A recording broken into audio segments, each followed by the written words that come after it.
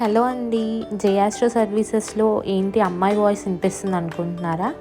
నేను సత్యనారాయణ గారి వాళ్ళ అమ్మాయినండి. మా డాడీ వాళ్ళైతే ఆఫీస్ స్టాఫ్ అందరితో కలిసి గుబ్బల మంగమ్మ తల్లి టెంపుల్ని విజిట్ చేయడం జరిగింది.